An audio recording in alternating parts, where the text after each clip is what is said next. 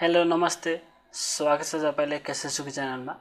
हामी यो एमएससी ट्युटोरियलमा तपाईको क्वेरी विजार्ड र रिपोर्ट विजार्ड चाहिँ कसरी बनाउने चाहिँ त्यो कुराहरु सिक्छौं। त्यसैले हामी स्टार्ट गरौँ।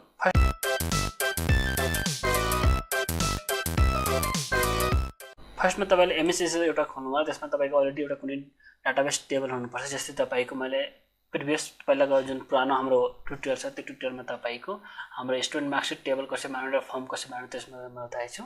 त्यसैको चाहिँ स्टुडेन्ट मार्कसिट टेबलमा म तपाईको युज गरेर जस्तै स्टुडेन्ट मार्कसिट टेबलमा डाटा जुन छ यो डाटाहरु भयो र यो तपाईको जुन फर्म छ यो फर्मबाट तपाईको नै टेबलबाट नै म तपाईको क्वेरी विजार्ड र तपाईको रिपोर्ट विजार्ड चाहिँ कसरी बनाउने त्यो कुरा चाहिँ बताउँछु।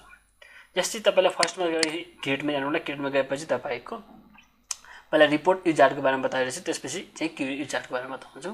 त फर्स्टमा तपाईले जस्तै यो जुन तपाईको टेबल जुन छ तपाईको टेबलमा जुन डाटाहरु छ यो डाटाको तपाईको हाम्रो रिपोर्ट विजार्ड बनाउनु छ भने कसरी बनाउने।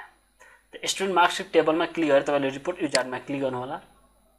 त्यसपछि तपाईको यसबाट कुन कुन चाहियो सबै चाहियो भने तपाईको यहाँबाट सबैमा क्लिक गर्नु सबै आउँछ।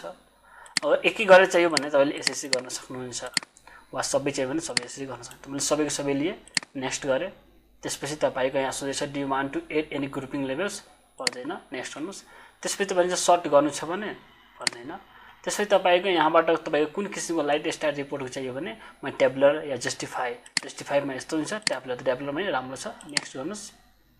त्यसपछि तपाईको यहाँ फन्ट स्टाइल मतलब कुन स्टाइलमा तपाईको चाहियो जुन चाहिँ तपाईको यहाँ चाहिँ लुक चाहिँ स्टाइलको त्यही स्टाइलमा क्लिक गर्नुस्, नेक्स्ट गर्नुस्।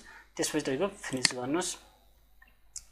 हाम्रो यहाँ चाहिँ तपाईको रिपोर्ट विजार्ड के भयो हाम्रो बन्ने भयो। हाम्रो दुईटा डाटा थियो, दुईटा भयो ज्याक थापा एन्जल थापा क्लासको एड्रेस यो भयो। त्यसपछि तपाईको हाम्रो यो यसलाई सानो ठुलो जे गर्नु त्यही अनुसारले गर्न सक्नुहुन्छ। अब यसमा डाटा कति थियो त्यो डाटा पहिले हेरौँ। यसमा यो सबै डाटा थियो त हाम्रो मात्र त्यति डाटा आएन, हाम्रो चाहिँ थोरै डाटा आएछ। यसलाई के गर्नुस् डिजाइन भ्यूबाट गर्नुस्। डिजाइन भ्यूबाट गएपछि तपाईलाई के गर्नुस् यसलाई अब सबलाई एउटै पेजमा राख्नको लागि हामी यहाँ के गर्छौं त अलि सानो सानो गर्छौं।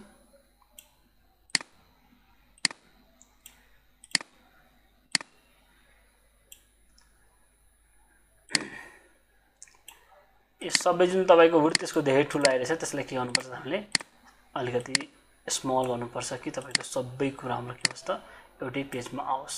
अब यसमा म के गर्छु त नेमलाई अलिकति ठुलो गर्छु, सबले सानै राख्छु। त्यसपछि क्लोज सेभ गर्नुपर्छ, सेभ गर्दिनुस् अनि क्लोज गर्नुस्। यस गर्दिनुस्। त्यसपछि स्टुडेन्ट मार्कसिटलाई खोल्नुस्। हेर्नुस् पुरै डाटा हाम्रो के भयो त एउटै पेजमा के भयो त आउने भयो। यसै तपाईले के गर्न सक्नुहुन्छ त तपाईको हाम्रो रिपोर्ट विजार्ड क्रिएट गर्न सक्नुहुन्छ। रिपोर्ट गर्दा के भयो भने तपाईको हामी कुनै पनि डाटाबेस टेबलमा धेरै डाटा रेकर्ड भएको छ भने त्यो डाटालाई रिपोर्ट बनाएर हामी के गर्न सक्नुहुन्छ त एउटा फाइल क्रिएट गर्न सक्नुहुन्छ। रिपोर्ट क्रिएट गर्न तपाईको जुन किसिमको क्याटेगोरी अनुसारले तपाईले रिपोर्ट गर्न सक्नुहुन्छ। अब हामी चाहिँ तपाईको त्यही डाटाबेस टेबलकै क्वेरी विजार्ड बनाउँछौं। त स्टुडेन्ट मार्कसिट टेबलमा क्लिक गरेर क्रिएटमा जानुस्। त्यसपछि तपाईको क्वेरी विजार्डमा क्लिक गर्नुस्। त्यसपछि तपाईको ओके गर्नुस्। त्यसपछि फेरि तपाईको सबै चाहियो भने सबैमा क्लिक गर्नुस्, नेक्स्ट। त्यसपछि तपाईको डिटेल के सबै त म डिटेलमै राख्छु, नेक्स्ट। त्यसपछि तपाईको फिनिश। यो हाम्रो क्वेरी विजार्ड बन्यो। क्वेरी विजार्ड बनेपछि मतलब यसको एसक्यूएल कोडहरु पनि हामी लिन सक्छौं। यसलाई डिजाइन भ्यूबाट गर्नुस्। अब यहाँबाट हामीले चाहन्छ भने सर्टहरु गर्न पनि जस्तै हामी भन्ने त कि पहिले कोडहरु अनुसार चाहिँ कोड पनि गर्न सक्छौं। जस्तै एसक्यूएल भ्यूमा क्लिक गर्नुस्, यो कोड आयो। यो तपाईको के भयो हाम्रो एसक्यूएल स्ट्रक्चर क्वेरी ल्याङ्ग्वेज हाम्रो कोड आयो। यसलाई तपाईको डिजाइन भ्यूमा गयो। डिजाइन भ्यूबाट अब क्याटेगोरी अनुसारले तपाईको क्याटेगोरी अनुसारले अब यसलाई सर्ट गर्न सकिन्छ। जस्तै क्लासमा हाम्रो कुन कुन छ त पहिला यति हेरौँ। 12 छ, केटीएम भयो। म एड्रेस अनुसारले फिल्टर गर्छु। केटीएम भएको मात्र मैले के गर्छु त लिस्ट चाहिँ डिस्प्ले गरोस्। त म यहाँ चाहिँ तपाईको क्याटेगोरीको जुन छ हाम्रो एड्रेस यहाँ तपाईको केटीएम गर्दिए। अब यहाँ चाहिँ क्लोज अनि सेभ। अब यसमा तपाईको क्वेरी विजार्डले ओपन गर्छु, मात्र केटीएम को शो गर्दियो। यसै तपाईले के गर्न सक्नुहुन्छ त तपाईले क्वेरी विजार्ड गरेर एसक्यूएल कोड अनुसारले क्याटेगोरी अनुसारले फिल्टर गर्न सक्नुहुन्छ। तपाईको केटीएम आयो। केटीएम अनुसारले मात्र के भयो त तपाईको के हो त क्याटेगोरी अनुसारले के हो त फिल्टर गर्दियो अनि लिस्ट हाम्रो डिस्प्ले गर्दियो। क्वेरी विजार्डको चाहिँ तपाईको सहायताबाट हेल्प के हुन्छ भने तपाईको अब यहाँ चाहिँ तपाईको धेरै डाटा लिस्टहरु छ भने त्यसमा मात्र केटीएम एड्रेस भएको स्टुडेन्टहरुको नेम शो गरोस् त्यसै पोखरामा भएको स्टुडेन्टको नेम मात्र सो गरोस्, तपाईको जीमेल एकाउन्ट युज गर्ने स्टुडेन्टको मात्र सो गरोस्, पास स्टुडेन्ट भएको मात्र चाहिँ नेम सो गरोस्। त्यस्तो चाहिँ तपाईले के हुन्छ फिल्टर गर्न सक्नुहुन्छ। जुन तपाईले के हुन्छ त्यो तपाईले चाहिएको अनुसारले चाहिँ एउटा क्युरी बनाउन सक्नुहुन्छ अनि धेरै किसिम हुन्छ। अब यसमा तपाईको क्राइटेरिया जुन युज गर्छ यहाँ चाहिँ केटीएम भएको मात्र सो गरे, यसको चाहिँ एसक्यूएल कोड हामी हो। यसमा चाहिँ के युज गरेको छ भने where student marksheet dot address is equal to KTM भएको मात्र लिस्ट स्लो गरोस्।